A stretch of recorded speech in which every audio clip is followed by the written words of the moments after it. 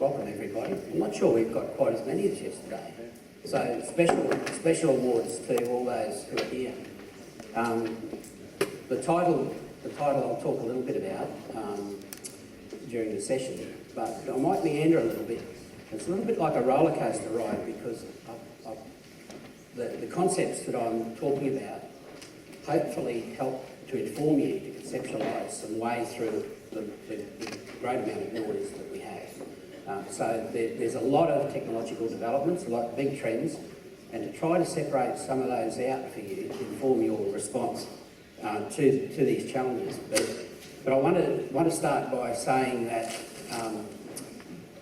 in terms of my valuing your work as teachers, can I hand up those people who are working in real classrooms, real children? Those people who are helping the teachers to work, great. I, as Dean of Learning and Teaching for the Arts Education Law Group, I work with 3 other deans in our university, the Dean of Health, the Dean of Business, and the Dean of the SEEK Group, Science, Environment, Engineering and Technology. And I indicate to them out of that entire portfolio of responsibilities within our university, the most important group are those who are our future teachers and our teachers who are in the field doing postgraduate study. And I indicate on my website very clearly that I've got an unshakable belief that teaching is the most important profession on our planet. And I get challenged sometimes by people from medicine, dentistry or law. And I indicate to them the data is compelling. 10% of our students in universities in Australia are in initial teacher education or faculties of education. The other 90% have been taught by teachers who have undertaken initial teacher education. Now, the influence that you have in a social transformation way, I think was a key element in George's stories yesterday. And I think it's a key element in everything that Tony was talking about of the important social transformation.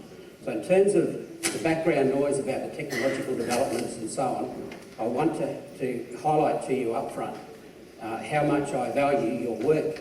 So when Tina asked if I might be available, a check of my calendar probably revealed no, I wasn't, but I certainly created a space to come.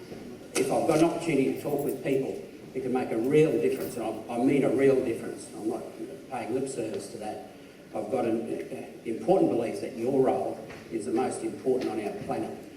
And there's never been a better time to teach. And the technological opportunities that we've got now are critically important. And I commend you, those people who are giving up their holiday time to be here. It shows your commitment.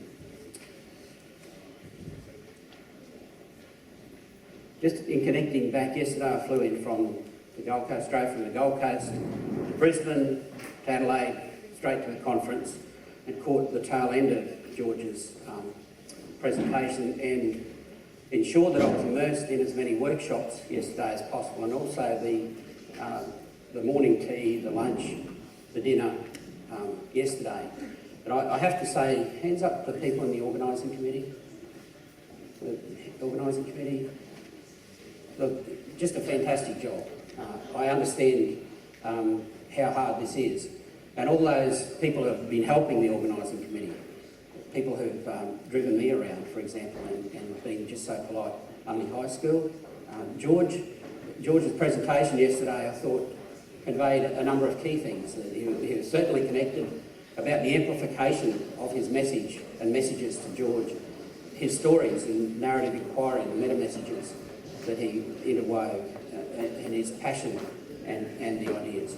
And Tony, when he mentioned that he'd been leader of his school for 20 years, he was talking about a 21st century school. I think he was highlighting for me, while he didn't use the term, that he was an adaptive leader versus a routine leader. And I'd like you to consider the way in which you consider yourself an adaptive expert, with expert knowledge in an adaptive way. Being here, I hear people saying, I've got a new idea, I'm doing something differently. As a result of this, represents being an adaptive expert. Melissa, I've got, Melissa, your name correctly? Where's Melissa? Pretzi, have I got that right, Melissa? I thought Melissa was an experienced teacher. She told me she's completing her final semester of study. Well, how good is that? How good was her presentation? I thought it was impressive.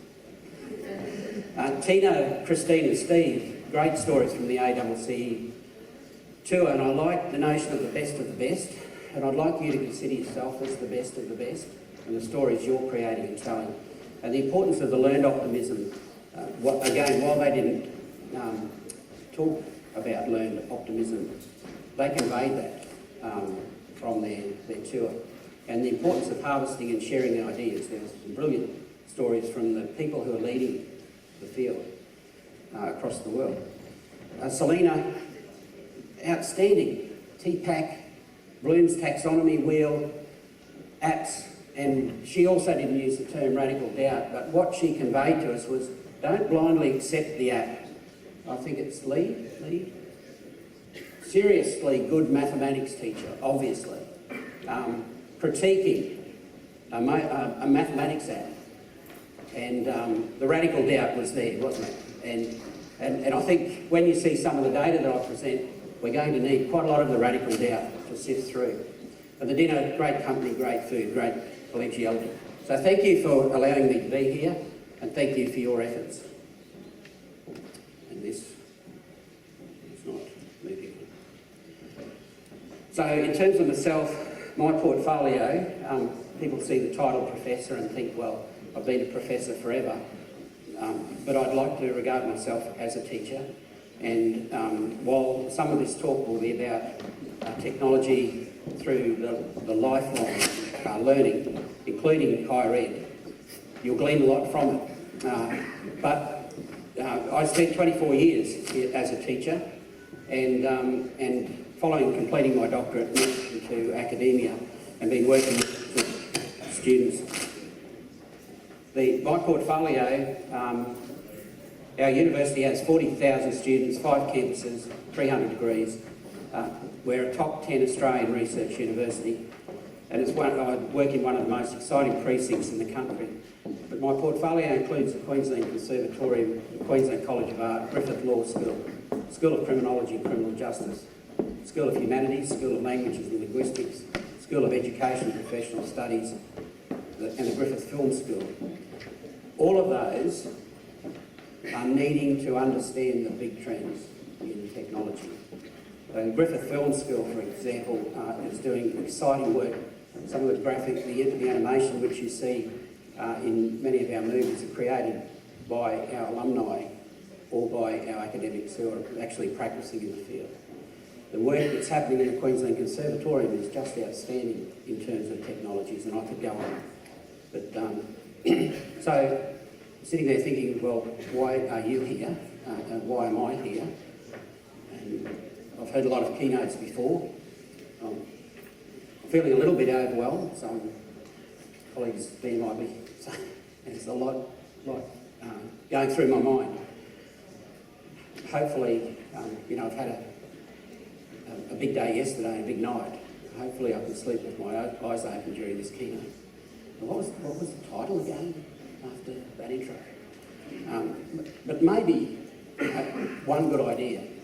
And I talk with people who spend enormous amounts of money travelling to a conference and going back from a conference, and I say, well, what happened? And they'll say, well, really I got one great idea. I learned a lot, but I got one great idea. So if you can get one good idea, that'd be great.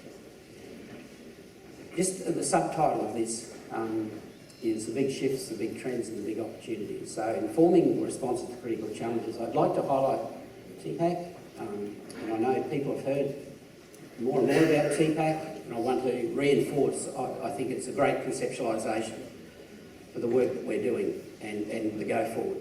I'm not going to give you ACCE's address about the professional standards and unpack those. What I do want to say is that this does need to embed with and link as core work with the professional standards.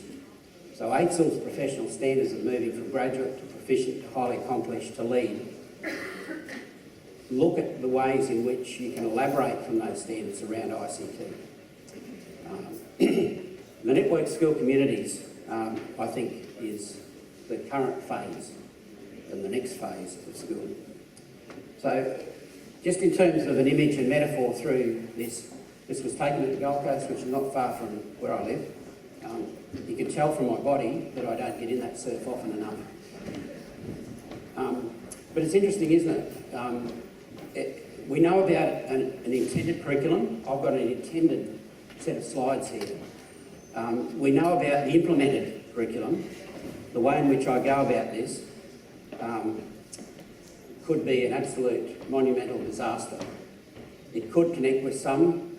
Others might find that one good idea and say, well, this has been fabulous. And others might say, well, I'm not sure, I need a decade to think about this keynote. But if you look very carefully, there's an horizon. And when you step on the beach, you sort of tend to look at the next step, don't you? And that's important. You've got to live in the moment and you've got to deal with the now. And the bits and pieces of the now actually create your life story, your life history. But if you have a look, there's also footprints going back and forth. And there's time to reflect, isn't there? Time to revisit things, and time to go back, and time to go forward, and time to go sideways. Lee Shulman talks about controlling the narrative, and I'd like you to consider that. Some of us feel from time to time we're swimming upstream, that we know what our passion is, but policies or our leadership, whatever it might be, is working against us to achieve what we want to do with our students. Lee Shulman talks about the metaphor of the expert canoeist or kayaker who knows how to work the current and go to the whirlpool at the side to take that little bit of a break and reflect and then come back again, rather than paddle against the current all the time. But out there beyond that, that time, and not far from this beach, the most talented lifesavers in the country have been competing. And this is Mermaid Beach, which is not far from Currawong Beach on the Gold Coast. And unfortunately, we've lost 3 young lives at those national carnivals, and they're going to move them. Now, while it's inviting, it's also deadly. And I think this is a metaphor of the future as well. But we also need to keep an eye on the horizon, because out there are other people discovering things, and there's some possibilities out there. So in terms of key concepts and key messages, I'd like these few precious moments together to be around thought leadership. And there's a lot of literature around all sorts of leadership, transformative, distributed network, discerning leadership and so on. But to think here in terms of a little bit of space, to have some thought leadership and think about the meta trends, the big meta trends. And with all the white noise that we have, to get on the front foot and to help, I'm talking about TPAC, Network School Communities, the Horizon Reports, and I want to refer a little to the Teaching Teachers for the Future project. And hopefully out of it there are some most significant messages for you. So that's the metaphor as we go forward. So in terms of thought leadership, I'd like to highlight through a few slides where we're currently situated and the lens through which you're looking. Now, I've spoken with some fabulous people over the last day and a bit about the way in which they work with their children in ways which make the familiar unfamiliar and the unfamiliar familiar. It's part of the social transformation story. So, you know, when we look at my presentation, we look at a new technology, you look at the students, you work with people in your communities, I'd ask the question, have you got a values-neutral lens? And my stock answer is that it's impossible to have a value-neutral lens. And it's very rich to be upfront to say, I bring a whole range of experiences and values and beliefs to the table here. I don't believe there is an absolute values-neutral position. So the reasons you are here are driven by a particular value for you to be here. So as you look beyond the Adelaide precinct to the Australian precinct, and we get an international perspective in thought leadership where we're really thinking from an international as well as a local. Some people refer to this as the local and the global coming together. These are World Press Photos 2012 perspectives. This is the rich diversity that we have. Sorry, I've gone. The rich diversity that we have, the challenges we face. Our alumni actually work in all of those locations.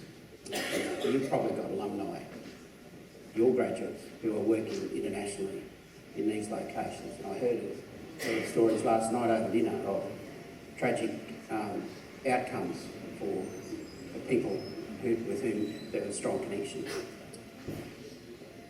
I sometimes think we lose sight of the bigger human picture in our daily work.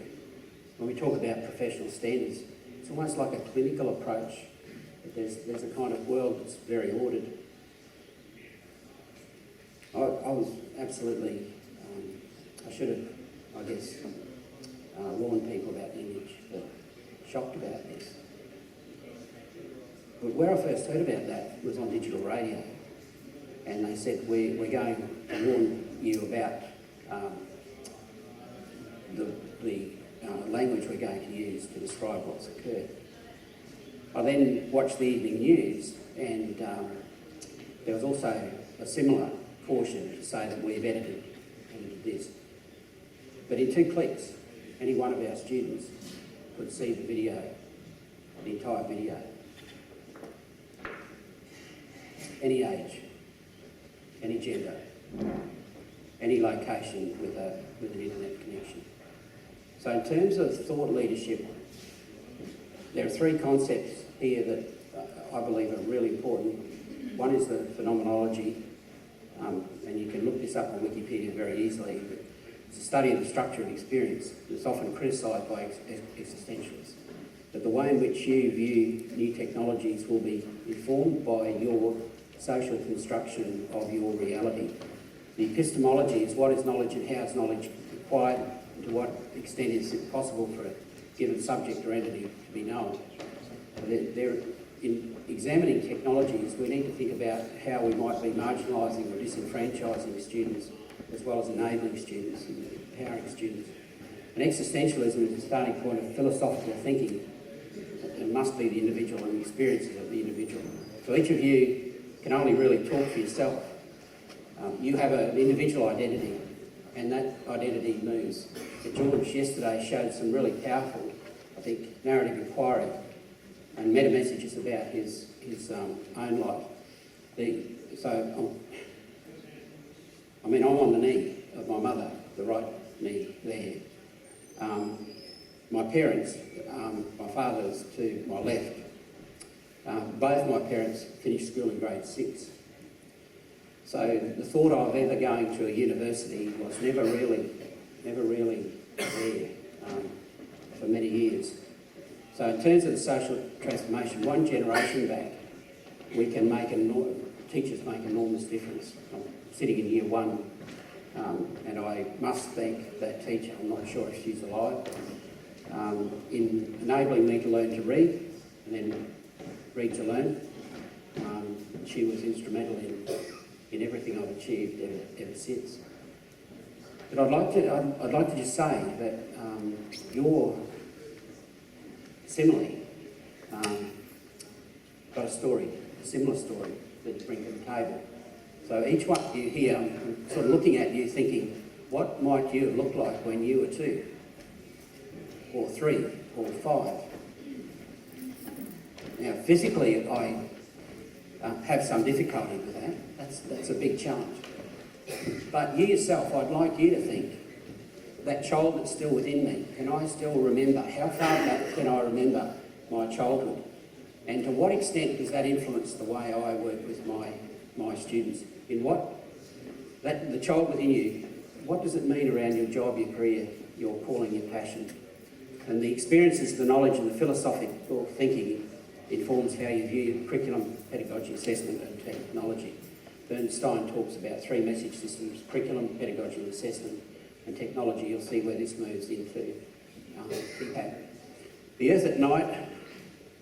Can anybody quickly, in the position of a critical thinking as a student, what's wrong with the image? Sorry? It is flat. It's a flat Earth image. It's interesting to see where lights are. The whole world is dark. So, I mean, when you... So thank you very much. That's part of the challenge, isn't it? The radical doubt not to accept the image. I mean, the image is portrayed there. Larry Johnson uses this image to show where we have electricity, or the Earth at night. But there's something strange about the image, and it's been created by somebody else from some value-driven proposition. So when we look across the world in terms of thought leadership of mobile phones, of quality of life, in Australia, we rank really highly. And there are some theorists talking about the complacency that's starting to present some dangers to our productivity in Australia. Social networking is beyond the electricity, the grid.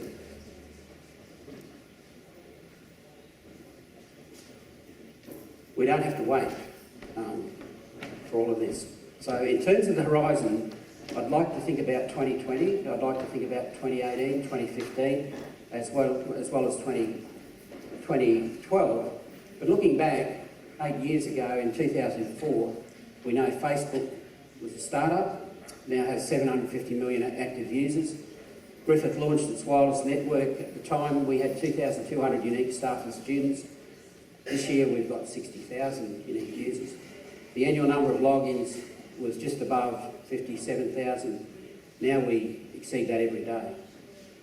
By the way, our traffic reports show that one of the highest times in our learning centres of student use of the learning centres is between 1 a.m. and 3 a.m. The big trends, in looking forward to 2020, ubiquitous connectedness, convergence, information abundance, access over ownership and consumerisation. Now these might have been put in different terms by other speakers, but in terms of ubiquitous connectedness, this is a bit of the roller coaster ride. This is going to move pretty quickly, and you might want to return to some of this data later, but the mobile of access is now expected. The the learner is mobile, not the mobile technology as such. The mobile Zoe subscriptions, mobile phone sales, by 2020 we can expect about 50 billion connected devices, which is about 6 devices for each person on the planet. But the second major trend might change that projection. Wireless growth is exponential, probably likely, unlike those early images, able to connect from any point on Earth in the not too far distant future. Internet protocol addressing is moving to the IP version 6 format. The world launch was in June, just passed. Down the bottom I've got a note.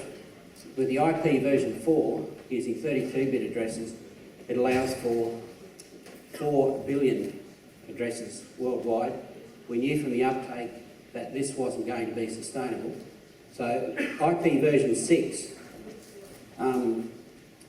will enable enough addresses for each of the 7 billion people alive. This has got huge consequences, things we can't imagine yet. So, for example, every atom on the surface of the globe could be given its own identifier with that number of addresses. People want to be socially connected, ways yet to be imagined. With convergence, digital cameras, 8 years ago, big trend, I was talking to students about how to use a digital camera, what it costs.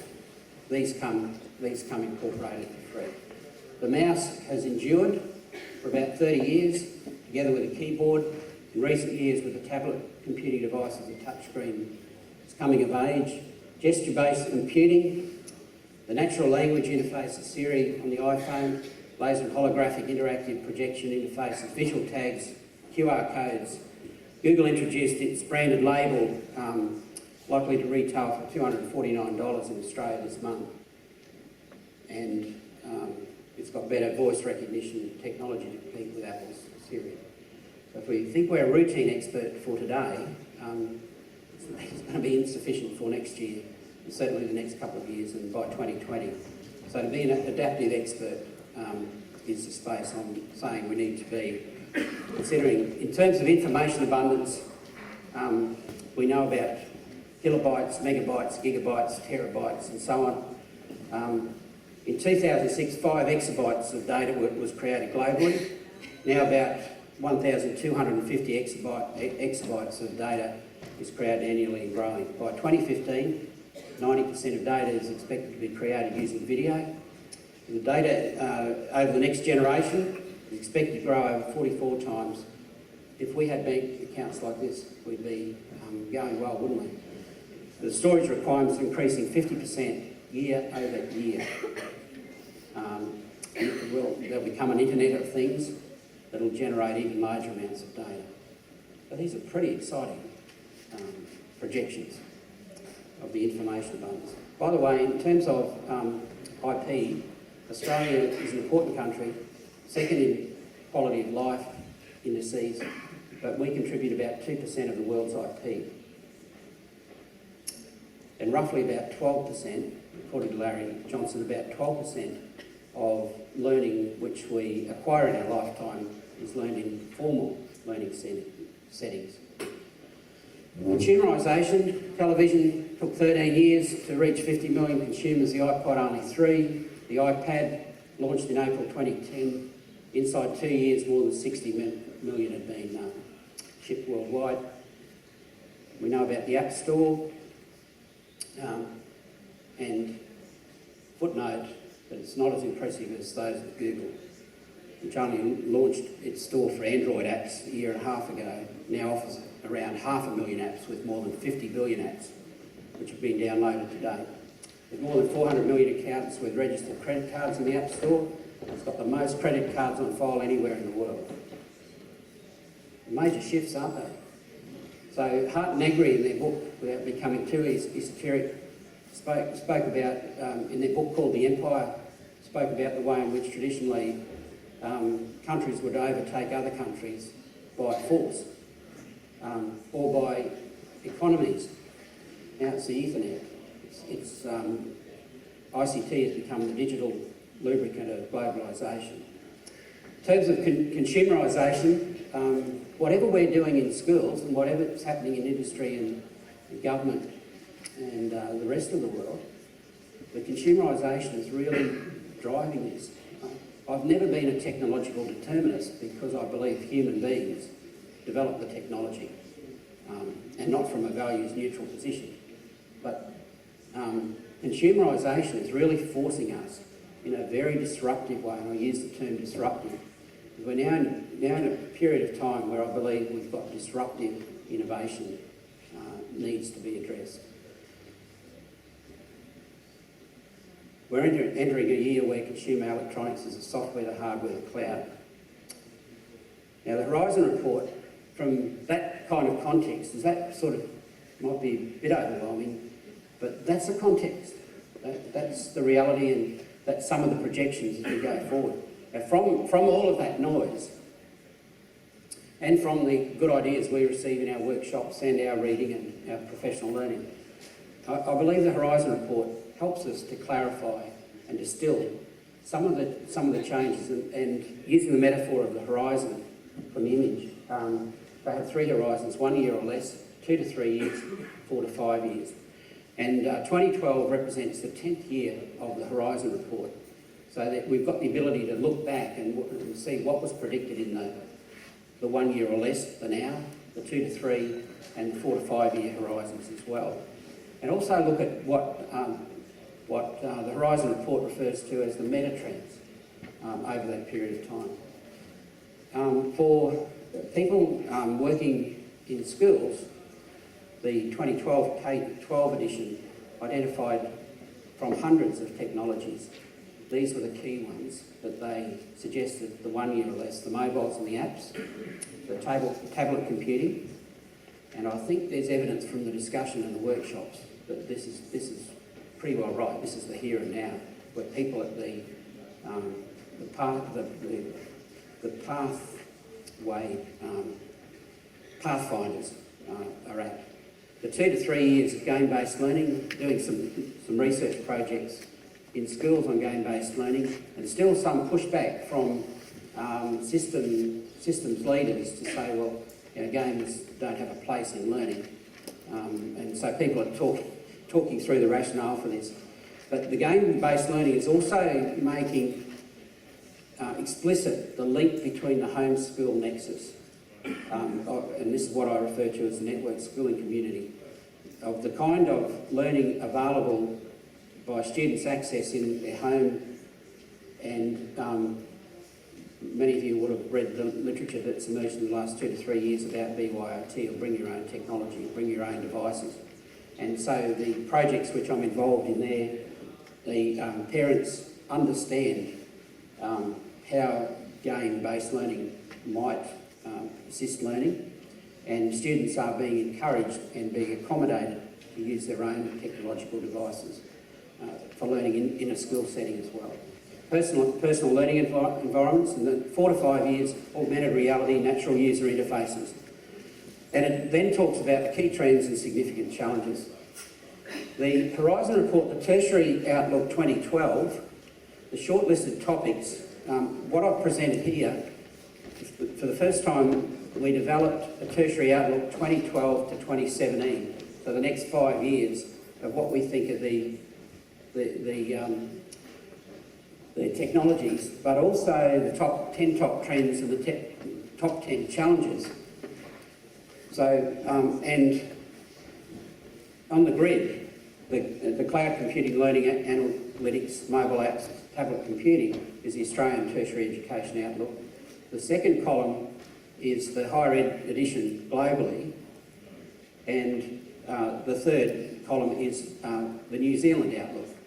Now you can look for similarities and differences, and there are a couple here that I think are absolutely disruptive, and some are watching the space around MOOCs. Who's heard of MOOCs? MOOCs stand for Massively Open Online Courses. So Harvard and Princeton and others, you can enrol today for free in a course through Coursera, totally free, and study at Stanford. Totally free. You won't get credit, you won't be assessed, you can elect to do that. And people are watching it and saying, oh well, there's intellectual property concerns and all the rest. But these people are very clever people, they're thought leaders, and they're aiming to be the Google of higher ed. Why do we need 39 Australian universities when one university could present a top quality international course totally online? We have 2 MOOCs at Griffith. Sorry, they're mocks. They're not open. They're massively online courses. We have one on research analytics, which enables students studying through Open Universities Australia to build their research capabilities and academic writing to succeed in university study. Previous study period, earlier this year, we had 1,000 students. This study period, 2,500 students. Our quest for OP students is flatlined. In Queensland, the number of students going for overall position scores in secondary school has actually decreased since it was introduced. But we've got people, non-school leavers, school leavers, who are willing to learn anywhere, anytime, any place, and in areas of interest. These are disruptive. The Horizon Report presents a one-pager, easy to access. It talks about the relevance for teaching, learning, research and so on. And also, out of it, the top trends. And these, for Australia, these were the 3 top trends. People expecting to be able to work, learn and study whenever and wherever they want. Increasingly, students want to use their own technology for learning. Consider that in your context and how your policies and practice within your school setting might accommodate those. And education paradigms are shifting to include online learning, hybrid learning and collaborative models. I think the big implications for some serious thought leadership to step back within schools and school systems, to shift from a place called school to digital schools, to become networked school communities, and consider where you are on that particular continuum. There is an implicit expectation of home resources already for students to succeed. If you're a parent of a student, you will understand what I'm talking about, I think. That, you know, as a parent, when my children were going through primary school, secondary school, and tertiary education, occasionally I've said to them, how would you do this if your parents didn't have these resources? But it's implicit. And we've got some outmoded... Is anyone here from CEGSA or ACARA involved in the delivery of that plan? We have to think about all of these things in these contexts. And there's some outdated modes of parochial thinking among the states and territory in Australia. I argue for national consistency, but I argue against the race to the bottom. But our current public policy, I can say this because I'm from a university, so I have no master, I can say this independently. But our public policy making around education policy is linked very much to political policy making, which is linked very closely to the media cycle. We take a long-term view, the long-term view of George as a young child to now, the long-term view of myself as a young child to now, your story, and the stories you create with your students. And we've got some, not race to the bottom, but race to nowhere. The moment committees are formed and reviews are undertaken, I wonder how long we take to see some outcome from the Gonski report, for example. Now, I'd like to indicate, who's heard of the hype cycle? The hype cycle? Great. Hands up again. Thanks. Good. Yeah, look, the hype cycle doesn't have to necessarily be this shape. In fact, I think some things go straight off the edge pretty quickly. They don't go through this cycle, and sometimes the hype cycle is much flatter. But what's interesting about this is that if we Gartner's hype cycle of 2008, across the axis, the time axis, there's a technology trigger, followed by a peak of inflated expectations, followed by a trough of disillusionment, and a slope of enlightenment, and a plateau of productivity. So some things, we get very excited about these things. They're sometimes discarded or people feel disillusioned, often because, and the research, which I've been involved in, has shown that teachers have strong values and beliefs about teaching and learning, and they will adopt in a longer term those technologies which align with their values and beliefs. And that's fine, I think, from a radical doubt perspective. All right? So some of the things in an educational sense, a lot of hype, few pathfinders, but they fall right off and we don't hear of them again. And something else comes along. But some endure and they move through that trough of disillusionment to a slope of enlightenment. And who can give me an example of one of those recently? It's moved through. And it's been a disruptive innovation. It's transformed, it's changed the way we go about things. Then, I think it's on a later slope, but the standout one, mobile phones and the apps. I mean, mobile phones, when they first arrived, they were as big as a brick, heavy as a brick. They were for business people. You know, the roof tiler who could do business while he or she is on the roof tiling. And people sort of looked at them, didn't they? But now we saw the licences, the access expected around mobile phones. So there's a bit of hype, later versions, revisions and so on, but they've really transformed where things... Can anybody think of one there's a lot of hype a couple of years ago and it's fallen right off? I actually provided a fair bit of funding for this one that I'm thinking of. 3D TV, I'm not too sure about. But maybe we've got, again, the jury out still on that one. One thing is I provided quite a bit of money, research project, a blended learning fellowship around Second Life.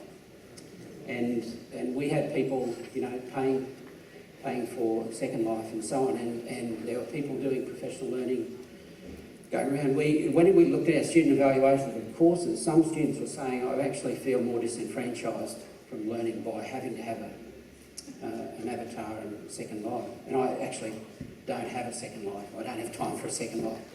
Now that might be a little bit simplistic, but there are examples of these, and there have been examples, I must say, where I've jumped in pretty quickly as a school leader, as a principal. We're involved in a one-to-one computing project 20 years before the digital education revolution. We bought Toshiba's, and we were heavily organised around Logo Writer. How many people are using Logo Writer? I'm not too sure.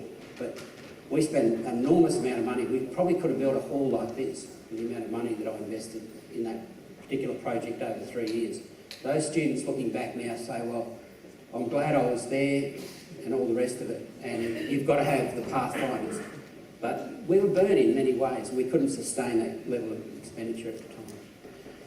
So when you look through to July 2011, it's good to compare and easy to compare what technologies have endured. Now, the next step, I think, is how to make sense of that in some kind of conceptualisation for learning and teaching. Selena did this brilliantly. It should be recorded, and I'm happy to reinforce this. But simply, Lee Shulman, who I referred to earlier, Lee Shulman took on the task in 1986-87 of trying to. He didn't know my claim about the unshakable belief that teaching is the most important profession on the planet at the time, but, and it was still firming up. But people were saying anybody could teach. And last night over dinner, people were saying, what's one of your favourite movies? And To Serve with Love, each time I watch it, it resonates and I see something more. And one of the things which I saw in it recently was that Sidney Poitier played a teacher who was disciplined content knowledge was engineering, but he's unable to be employed as an engineer, but he'd had no formal teaching qualification. So there'd be people through the 80s saying anybody can teach. You don't need 3 years, you don't need 2 years. And teaching went through a period of time, and we're still struggling to be really valued as a profession. So what he established, what differentiates teaching from the other professions is pedagogical content knowledge. So the engineer has disciplined content knowledge, teacher has pedagogical knowledge, and the intersection of those is pedagogical content knowledge.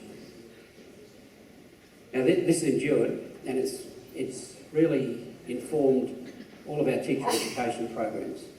It's also been informing most of your professional development and professional learning.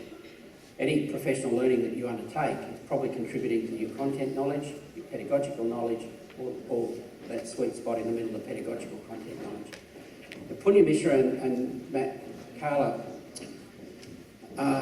felt that, certainly after Google, 1986-87 was before a lot of the technological changes. They felt that the teaching and learning environments and teaching and learning in the 21st century was a wicked problem, similar to my argument for you to be seen as an adaptive expert. So a teacher with routine pedagogical content knowledge probably has no real ability to accommodate the kinds of changes and control that narrative I've been talking about. So they, before they came to this, they created triangles, pyramids, all sorts of model creation, and eventually settled on what's become known as technological pedagogical content knowledge, which means that the teacher really needs technological knowledge which intersects with pedagogical knowledge and content knowledge. And the sweet spot in the middle is now referred to as, initially was TPCK, and you know about 3 character acronyms, TCAs. When you go to 4, it becomes a bit difficult. It's got to really become a word. So it's become known as TPAC, and nicely become known as the total package. I believe the people here, you're the total package. You're pulling together technological knowledge, pedagogical knowledge and content knowledge. So Lee, again, in looking, experienced mathematics teacher with strong pedagogical content knowledge, looking at an app, is saying, how does this link with my content knowledge and the pedagogy, how would I use this with students? Does that make sense? I think this is the conceptualisation we've been looking for. So whether we're talking about any of those horizons, any of those technologies, I think this is a brilliant concept. Matt and Punya then thought about deliberately keeping this simple, but able to be used by people in whatever context. I mean, you could consider the discussions about this, the theorising around it, of making this more and more complex for the secondary maths educator, for the primary teacher, for the early childhood educator, for the tertiary educator, for the person in vet. So they've simply put a dotted area outside of the context, which enables you, for whatever context, and that context changes, because technology is a wicked problem, they say. So I hope that makes sense to you. When you are planning, your professional learning within your school, you might consider, what are the needs? Do I have to focus more on discipline content knowledge? In Queensland, for example, in primary schools, our Queensland government, previous Queensland government and Queensland College of Teachers believes that primary school teachers have strong pedagogical knowledge, but in some areas of the curriculum where you've got to teach right across all areas, our teachers in Queensland don't have sufficient science knowledge, and they don't have sufficient mathematics knowledge. So there's been people identifying those particular needs in that way. But then you might think about that in terms of technological content knowledge, TCK, okay, of how you might strengthen the maths educator, the science educator, and talk about, and the technology is not mutually exclusive, sitting somewhere else, okay? Does that make sense? So if that's the one big idea that helps you. Selena yesterday added Bloom's taxonomy wheel to this as another lens after TPAC to go and look at and what really are the learning objectives that I'm trying to have the students demonstrate here. How is the assessment designed? How does the app mix with the Bernsteinian's 3 message systems of curriculum, pedagogy and assessment as well? Okay? So the big implication, I think, for teaching around this is TPAC, and looking at that, linking in, Selena also did this very well, talking about the professional standards, which is the, sorry Selena, I'm referring to you again, I see you frowning. Sorry? It's a Selena show. But I think this is the way we can make sense through devices like Bloom's taxonomy wheel and the professional standards linking in together. Does that make sense? So in terms of AITSL's illustrations of practice, we can see TPAC in action. Larry, from the 10 years of, I've got 5 minutes I think, I'll just keep an eye on it. Larry Johnson, from the 10 reports, has identified a number of meta trends, and I'd like to think these, I'd like to ask you to think how these relate to the TPAC conceptualisation as well. These highest ranked meta trends were that the people of the network. It was very much human endeavour. George was foregrounding that at all points in his presentation. But the networks are everywhere. The collective intelligence and the content is being co-created and is everywhere. Now these are the trends that have endured over the 10 years of the reports. So in terms of network school communities, from higher ed, we're feeling uncomfortable with MOOCs. So whether we're going to sit back and say, well, these are things that are not going to happen, I believe there are very clever people with Coursera, with MITx, with Udacity.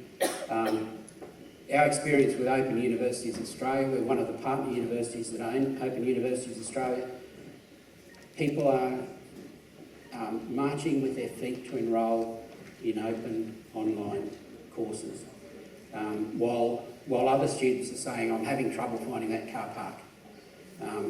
Why is my 1 hour lecture on Tuesday and my 2 hour tutorial Thursday evening? Our academics are saying there are affordances here which are making the lecture a bit challenging now. Our students are wanting it just in time rather than just in case. Our students are wanting to revisit the lecture with lecture capture, desktop capture, with Profcast and so on. Now, what that does, it shakes us up in a really disruptive way. Now, you think about schooling, and a place called school, it's really an industrial age model, 9 to 3. And last week in Queensland, on Talkback Radio, somebody asked the question of why in Queensland was the school timetable 9 to 3. It was interesting that people calling in saying, I think it had to do with the milking of the cows initially. And somebody rang in and said, oh, it was to do with our bus runs. But the majority of people now were saying it's a means for Australia's productivity to be accounted for.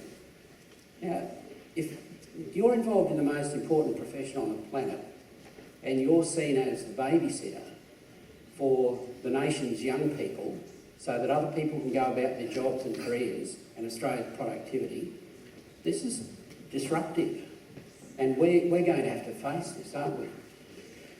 But I think in terms of conceptualisation of the trend that's occurred, we have a place called school, and then we largely became digital schools. And a lot of literature was about how to lead a digital school, wasn't it? You know, put your interactive whiteboards in and so on.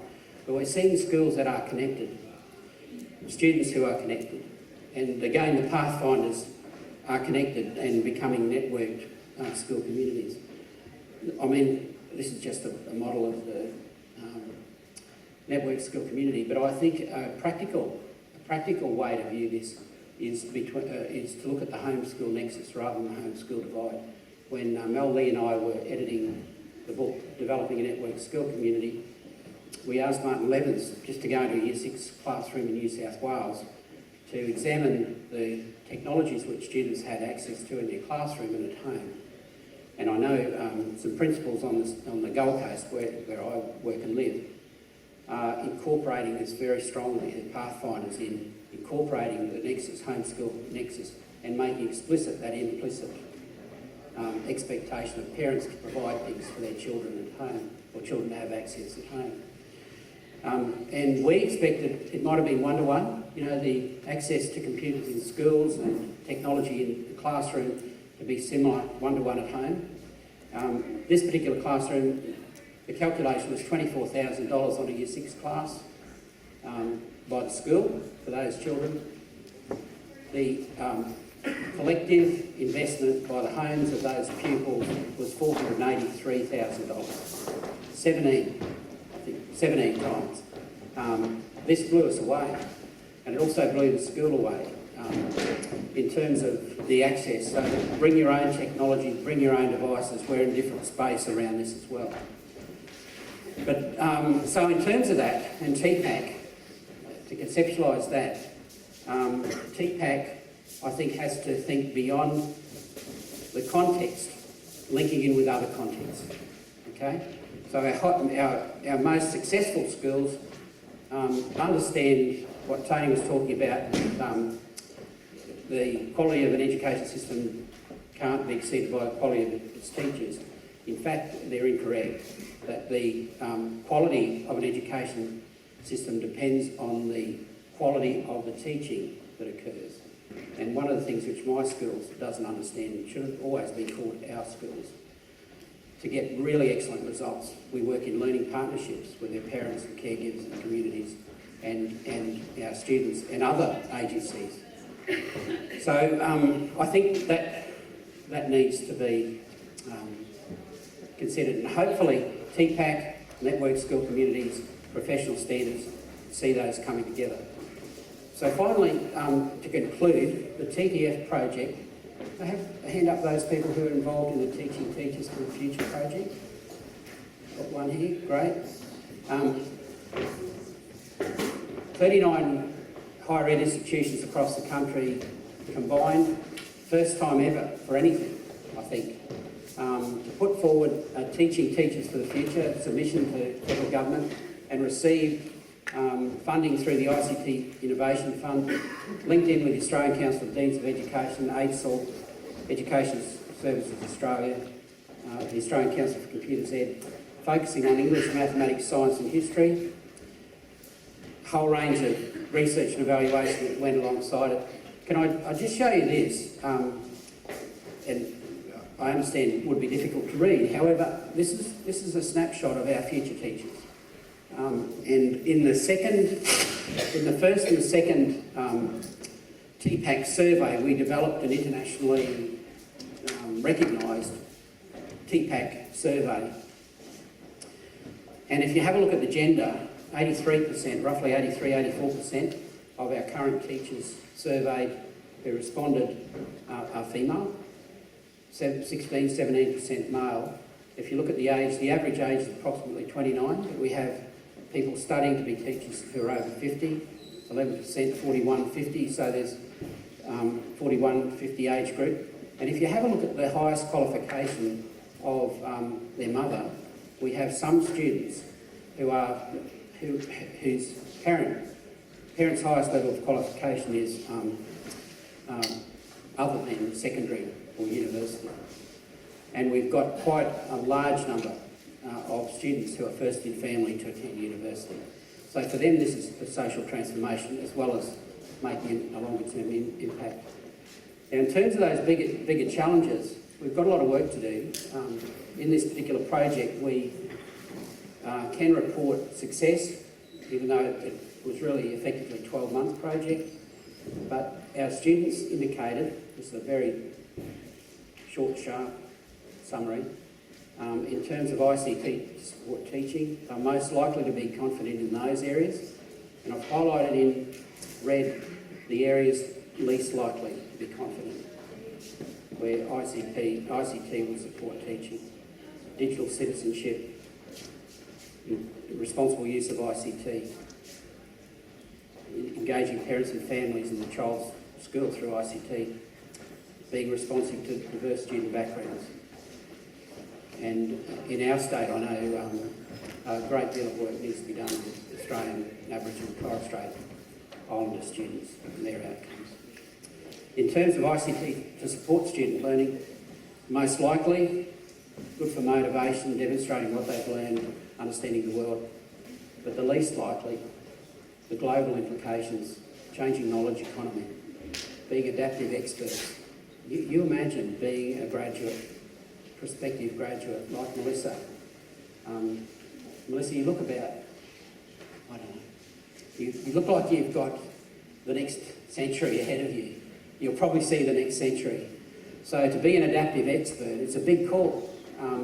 And we've got our students saying, well, we're still not likely to be confident to support student learning through this. So look, you've been absolutely kind. Time's almost up. The key concepts and key messages. I hope it's created a little space for you around some thought leadership. Thanks for putting up with any esoteric comments that I might have made. I've tried to relate this in a way conceptually. And I think TPAC's really important. The network skill communities, thinking through that strategically. The way in which the Horizon reports, keep in touch with those. Out of the 2 workshops that I'm conducting with people, we're looking to develop a CEGSA 2012 conference communique in response of how this group here, whether it's 5 points or 6 points, and the spirit in which we might respond to those challenges, and our statement about that, which I'll provide back to CEGSA. And the Teaching Teachers for the Future project brought together the collective wisdom of people across those universities, and it was the most exciting project. Hopefully there are some significant messages for you in terms of what surprised you, what was most interesting. hope there are some positive responses. Does this make sense? What do you agree with? And what do you disagree with? And part of being part of the academy is to invite you to play with ideas. As Edison said, to conclude, vision without execution is hallucination. So create the vision, but we've got to do some practical action and implementation as well. And so Ken Robinson, whom I absolutely adore, love his work, he said creativity is applied imagination. And I prefer that we don't adopt Charlie Brown's outlook on life. If you're feeling a little overwhelmed, that it always looks darkest just before it gets totally black. So with that, thank you for your time. Hope it's been of some value. It's been a pleasure to be here.